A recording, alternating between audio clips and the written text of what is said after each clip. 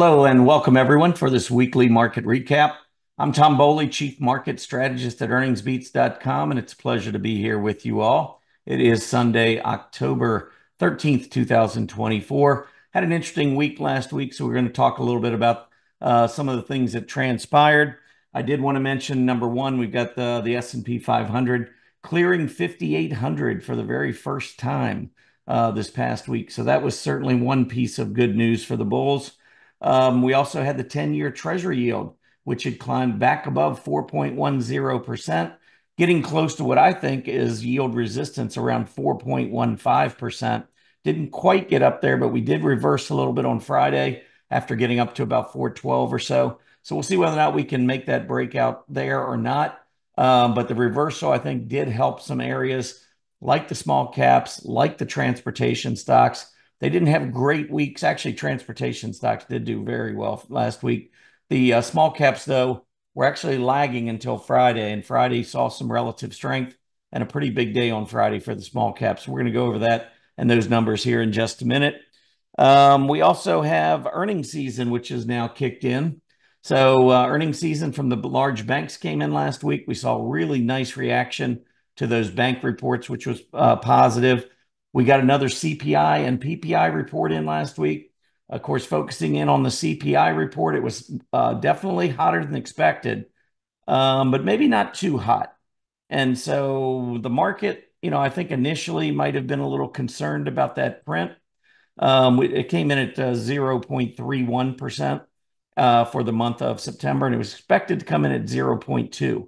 So definitely a little warmer than expected, but I think it's still within a range. And I'll talk about that and I'll show you a chart in just a couple minutes. But at least for now, I think the market's kind of overlooking the fact that we did see a little bit of a rebound to the upside in the inflation. Last thing, just coming up this week that I wanted to mention is retail sales. So, of course, the Fed, now that we've kind of started to head back in the other direction, we're seeing rate cuts. I think it's going to be somewhat important to see how retail sales come in this week, because a couple months ago, we had retail sales. I think they were adjusted, revised upward to 1.1%. And then the next month, we had 0.1%, but we were still positive. And so the question is, for September retail sales, how are they going to come in here next week? And we're going to find out during the week. But that will give us a little bit of a clue, maybe how the consumer's doing. We had a lot of consumer stocks and consumer areas doing really well last week. And I'm sure we'll go over some of those before the recap is over. So anyway, let's go ahead and take a look at what happened last week. So again, I always like to start off with these major indices and sectors. So there's 17 of them, six major indices and 11 of the key sectors. And when we pull this up for 1 week, you can see that the transportation stocks actually were number one last week, barely edging out technology. So technology stocks, a lot of those Mag 7 stocks were starting to move again last week and really have kind of been inching up for a while. But transportation stocks did outperform them last week, which was good to see. Industrials, financials. So again, it's more of these aggressive areas of the market that were doing well last week and that finished at the top of the leaderboard. Now, when you look down, you'll see the mid caps and the small caps kind of in the middle, but they were lagging really badly until Friday. And Friday, we saw a big move back to the upside. Let me just show you this real quick. So here was the leaderboard, or just a kind of a recap market summary. And you can see the Dow Jones was up almost 1%, S&P 0.6%, the NASDAQ 1/3 of 1%. But look at the small caps, 1.8%, nearly 1.8%. Mid caps 1.6%. So they underperformed for the week, but they were way down on a relative basis and came storming back on Friday. We saw some really nice action in that area of the market, which I think, and what I had told members on Wednesday at our live trading room, was I expected rates to start to come back down. I'm looking at that 415 level on the 10-year Treasury yield as an area where I expect the yield to roll back over. And if I'm correct, I think it's going to play into the small caps, mid caps, the transports, and some of those areas that have kind of been left behind here recently. So I think I look for more money rotating back into that group. I think we saw that on Friday. We'll see whether or not it continues, but that's one thing to be looking for in the week ahead. So going back to the list here, down on the bottom, you can see those areas that were not performing well. Both of the consumer areas were underperforming on a relative basis, but there were a lot of individual industry groups within consumer discretionary that actually took off. Part of the problem with consumer discretionary is that Tesla had a robo-taxi event, didn't go so well. I think most investors thought it was a dud. And as a result, Tesla took a pretty big hit. And Tesla, along with Amazon, are the two largest stocks within the XLY. On the flip side, though, we saw Uber have an absolutely outstanding day on Friday, making a breakout. That's a chart we'll take a look at in just a bit. But most areas within consumer discretionary actually did very well last week, masked by the underperformance in the XLY. Again, mostly because of Tesla.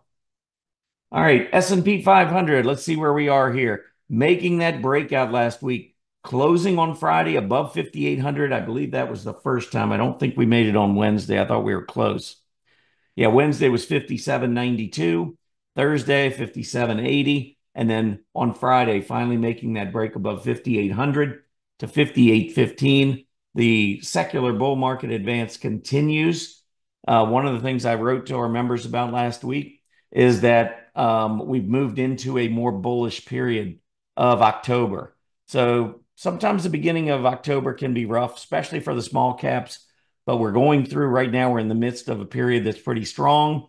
We do have an upcoming week that is the worst week of the year, and I'll be writing to our members about that beginning of this week, just to let everyone know, what we could be facing.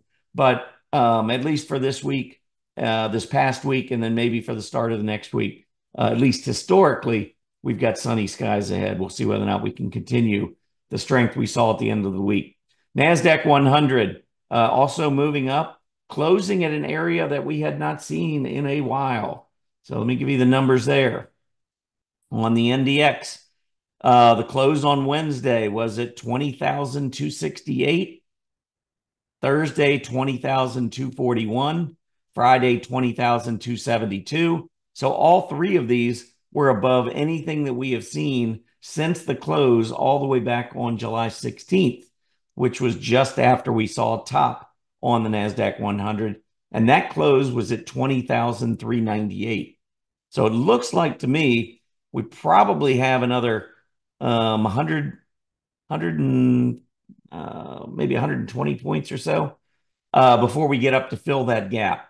And then where we go from there is going to be really important. Right above gap resistance also was the all-time high on July 10th, where we closed at 20,675. So we've already seen the breakout on the Dow. We've seen the breakout on the S&P 500.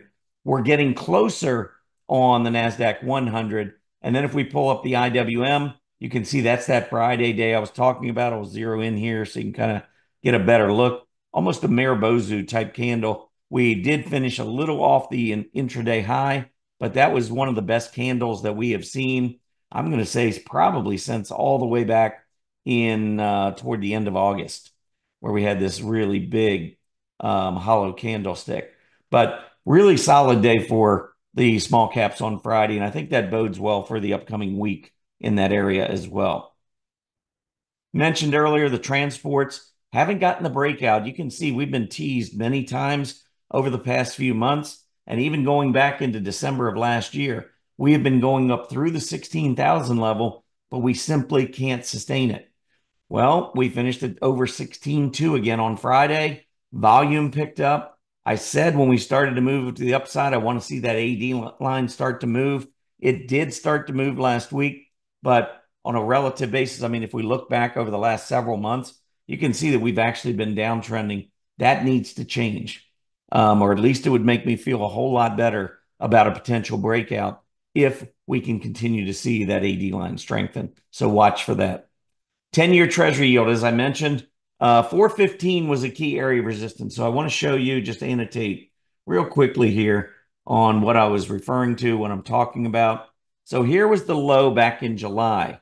So this was after the June CPI report came out, much lower than expected. 10-year Treasury yield took the drop. We went all the way down to that 4.15% level, and then we bounced.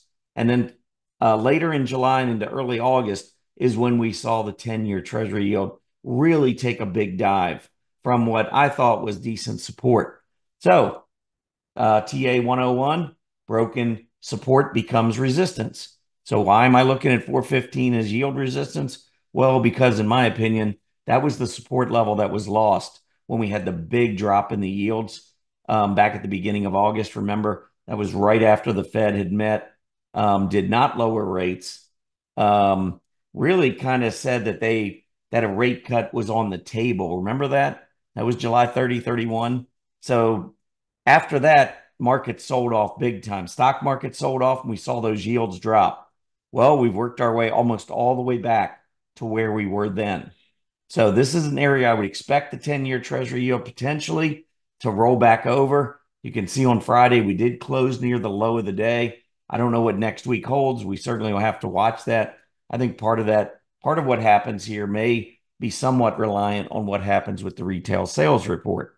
So, but watch the 10-year Treasury yield, because if it does continue to roll over, I suspect it's going to help some of the areas that surged on Friday. So those small caps, the financials, the banks, mid caps, the transports, all those different areas that did well, I think could continue to do well if the 10-year Treasury yield continues to roll over. So watch again for that. Let's take a look at some of the travel and tourism stocks, or at least let's take a look first at the breakout on the group. We saw the breakout, actually, or kind of like the breakout on Wednesday. So we were trying to make this breakout, didn't quite make it. Thursday, we pulled back. Friday, off to the races. We gapped above that key resistance, kept moving higher throughout the day. It was a really strong breakout on travel and tourism. How about hotels? Now, these are all areas within consumer discretionary. So remember, I said at the beginning, they didn't have a good week overall, but remember, a lot of that was because of Tesla. Look at hotels here, making a breakout. PPO looks strong. Sticking with this theme, let's take a look at recreation services. Recreational services, another consumer discretionary group. Look at the week it had. Beautiful breakout. Can't say enough there. How about specialty, not specialty finance, consumer finance, I think. Or no, special consumer services. I think that's CS. Breakout here. How about home improvements? These are all consumer discretionary areas. So don't get confused by that XLY being down for last week. Here was a breakout in the home improvement area as well. How about specialty retail? Pull that up. A breakout in specialty retail. So pretty cool to see a lot of those areas breaking out within consumer discretionary. I can just show you, I'll just show you really quickly. Tesla falling apart. Really didn't have a very good week last week, and especially the big gap down that we saw on Friday. But again, that was as a result of the robo-taxi event. And Tesla just didn't wow anyone. And as a result, I mean, I still love Tesla long term, but in the short term, that definitely took a toll on its price. And we did see Uber making a big move to the upside. So let's pull that one up. Here was the breakout I mentioned earlier. So you got all this overhead resistance coming in at around 82.5. That's about where we opened. And then we made the big breakout above it. So I really like the move that Uber made. Taking a look at Fastenal, just some more individual stocks. Fastenal making the big breakout here, jumping up to $77 above the double top that was in play from the past couple of months. Still a little bit of work to do to take out that March high. GWW, this is WW Granger. Look at this breakout. So you had a nice move up, a little bit of a flag back to the 20-day moving average, and then a breakout. Check out the volume picking up. That's always a good sign. How about the banks? The big banks that reported last week. We had Wells Fargo getting a nice reaction not making the breakout above resistance. That's up at 62, but we got close. We got 61.72 intraday, finished around 61 at the end of the day. But check out some of the other bank stocks. We had Bank of America making this breakout above the double top. Still got some work overhead at 44, but not bad there. JP Morgan reported, and JP Morgan had a breakout intraday and then closed just below it. We saw some of the regional banks coming up on Friday. This is an ascending triangle, equal highs, rising lows. A breakout above 59 on the KRE. Talked about this one. I believe it was in our live trading room, but I know I mentioned it to our members here recently. Equal highs, rising lows. This breakout above 59 would measure up to about the 68 area. And it's an area that I love. I mean, I love the smaller mid-sized banks. I think this is an area that's going to continue to perform well as the Fed cuts rates. Now, part of the problem that we're going to have to deal with is inflation kind of came back up a little bit last week when we got the CPI report out. But I think there was, well, I'm going to have to show you this one because this is kind of a big piece of the news. But if you want to look at, you can chart inflation at stock charts. Let me show you what you do. So for core CPI, it's $ CCPI. So right now it's set to a daily chart, but the problem is CPI comes out once a month. So what you really want to do is set this to a monthly chart. Then we're going to come down and we're going to go back 40 years. We will get rid of the volume. Don't need that. Don't really need any of these moving averages. PPO we don't need, but what we do need, or what I like to look at, is the rate of change. Actually, I thought I annotated this. I don't want to redo it if I've already annotated. Let me see if I can find it in here. Yeah, here it is. So let's just go with this. So this was basically what I was showing you how to do it with the dollar CCPI. So I've got two rate of changes that I did. So down here on the bottom, under indicators, I just put rate of change 1 month and 12 months to show you that the 12 month now, remember the Fed's target is 2%. That's what they're targeting. We've been heading for the last few years, couple years, straight down from about 6.7%. We're now down close to 3%. But what I think is really important here is that if you look back since 1991, that was really the last time we had a big bout with inflation. We had gotten up to about almost 6% on an annual basis on the core level, at the core level.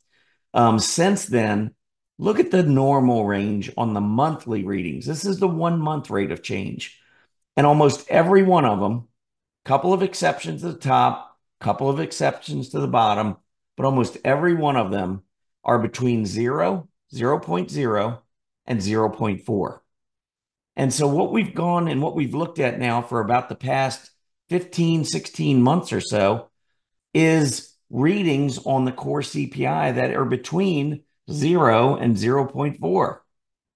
So if you're wondering what would really spook me in terms of inflation, I think it would be if we got back through that 0.4 level. Till we do that, I think the inflation worries are behind us. Now, if all of a sudden we start seeing spikes above 0.4 and the market starts losing, stock market starts losing some key support, then we might have a completely different animal. But for right now, I'm still okay with the core CPI. All right. I wanted to take a look. One last thing before we wrap up today is I wanted to take a look at a couple, excuse me, a couple of industry groups. One of them being the banks. I mean, I showed you a lot of the industry groups in the, hold on one second.